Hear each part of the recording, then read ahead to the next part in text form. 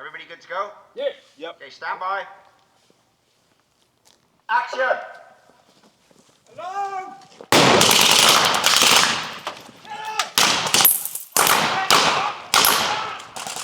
Get the doors! Get grenades in the windows! Grenades in the windows! Oh,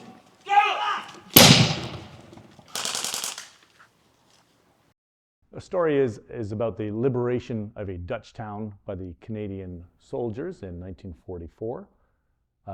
Important story, lots of important stories going on in Holland. Obviously, the Canadian military had a big part of the liberation in Holland, and we really wanted to kind of emphasize the role that Canada had in liberating Holland. Well, originally the plan was to do a pilot, just a 5-minute tester. And then I started writing a treatment, and it kind of grew and got slightly out of control. And so I just kept on going and wrote it into a feature and I said, okay, let's make this as a feature. And then, so that took about a 2-3 month process of, going from an initial treatment to finishing the script, or at least the first draft. And then it rolled from there. And then the next 9 months was, pre-production up until filming. Well, I think it's important just for Canada's history and just to respect where we came from. We live in a great country, and what made us great? Why are we great? This is one of the things that made us great. That when there were conflicts in there, we went in and we kicked ass. When the Nazis were taking over the world, Canada was one of the first ones to step in and say, we're going to put an end to this. And it just happened that Holland, Netherlands is kind of where Canada was at the time to liberate it, but it could have been anywhere else in the world. Canada was doing everything. And I think it's important to recognize that, and like I said, just to see our history and to know what our present is and our future. I was excited because as a kid, I watched a lot of World War II film, and I like to work under pressure. Like most of my job, it's like, when you're in the technical side, like IT, there's like a lot of high demand. And so working under pressure, it's almost like I was excited. I said, look, this is going to be new. And I did a couple of research to try and see Canadian history on World War II. And I didn't see a lot of film. So there I was like, oh, it hasn't been done before. It's almost like we spend so much looking film made in the US, but we don't have nothing here in Canada. But it's almost like in school, and there's Canadian history, how they went, helped the French, the British, but it's almost like there's not a single film, feature film. So for me, it was exciting. And I'm I think I'm going to take this project. Let me just challenge myself. Well, it was a very tight schedule shooting. Even for a low budget film, it was pretty tight schedule.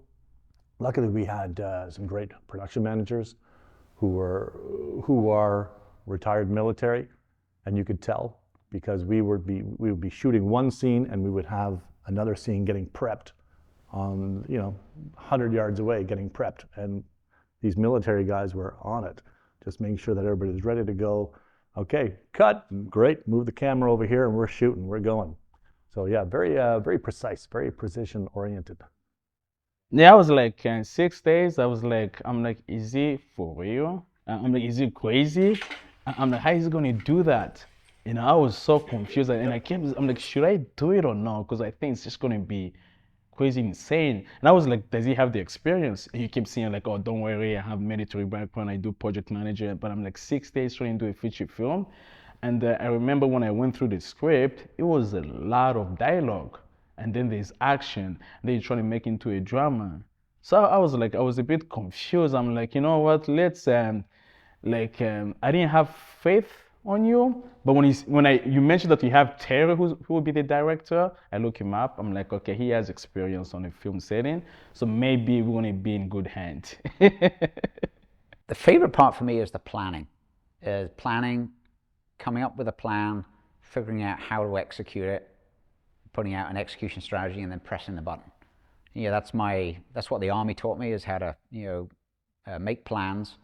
As von Clausewitz always said, no plan survives first contact with the enemy, but the planning process is the key one. Being able to come up with different plans when everything goes wrong, as it invariably does. I was tired. I was tired. See, it was like we're doing like 16 hours per day, and it was held hands, and it's like I think it was like 80 pounds.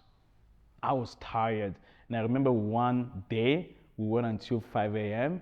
and I'm like, Danny, I can't do this. I'm tired. Yeah, I need at least 30 minutes. We just kept on going. So it was physical wise, it was very, very tiring. But one thing that came to thought, I said to myself, at least I have a camera. But what if the military? Then it was even worse. They were just walking and walking and walking, even like for 16 hours with no food like whatsoever. I mean, so they didn't have a break. So I think that kind of like helped me to be like, okay, you know what? Let me push myself, it's just so we can get the authentic of the story. I thought originally the weather would be a challenge, but we just kept shooting through it, and I think that added to, the feeling of just gritty, damp, forging ahead, and being in the field for over a year at a time. So that helped. Yeah, for me it was tough because I had a team in place, and it's almost like you want to make sure your team also their well-being, they're being taken care of, like they're good. Like I used to like check in on them, because it's almost like I didn't want any of them to just say like, yeah, we can't do this anymore. So I had to like keep them happy, and at the same time I got the support from them. Yeah, first time I've acted and directed in a feature film. I've done it in short films before. This was a lot more difficult, I'd say. Just a lot more, took a lot more stamina, but also a lot more concentration, I guess. Concentration is probably the word I would use for that. Different mindsets, of course, right? When you're acting, you're trying to get into the character. I always find it's like a football game. When you're an actor, you're playing football. But when you're directing, you're the coach. And so you've got a lot of things on the plate that you've got to worry about, think about, as opposed to being an actor where you're just focused on, this is my job, here's my role that I'm playing. When you're the director, you've got all these different things going on, you're worrying about the cinematography. Yeah, so I served 10 years in the British Army as an explosives officer. I served in Iraq, a couple of times in Iraq, 3 times in the Balkans. And I wanted to be able to tell authentic military stories.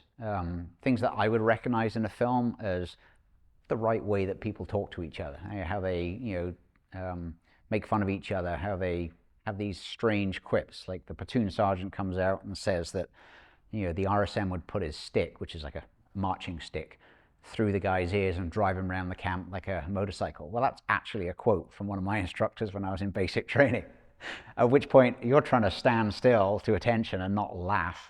But they're real quotes that, I just wove into the story. Merrickville was wonderful. Merrickville was wonderful in general because it can look like a 1940s European town. But just the people in Merrickville in general were just wonderful. What a delight to work with them. We had so many people helping. So many people would see us while we were scouting locations and come up to us and say, hey, you guys are shooting a film here? Well, let me help. Here's what I can do. Here's what I can do. You'll see a scene in the parade at the end. We have a shot from inside, I think it's a second-story window. And you see a girl waving a flag, and then you see the parade below in the street. And that was a fellow who just saw us in Merrickville and said, oh, hey, I've got a house right here. I've got an apartment, I should say, right here. So Mike Callan, who was one of the executive producers on the film, owns a local museum, the Swords and Plowshares Museum. And he's a 46-year veteran of the Royal Canadian Artillery. And so in his museum, he has a whole range of everything from self-propelled artillery guns to little tracked vehicles, Bren carriers, half-tracks, jeeps, trucks. And so he opened his doors, and we filmed a number of the scenes in there where we had the Canadian headquarters. That was filmed at the Swords and Plowshares Museum. And then Mike got in touch with all of his network, which is part of the Ontario Military Vehicle network and the associations. And they came out with jeeps, trucks, and more vehicles. So I think we had up to 17 different vehicles, Canadian and German, across the entire film.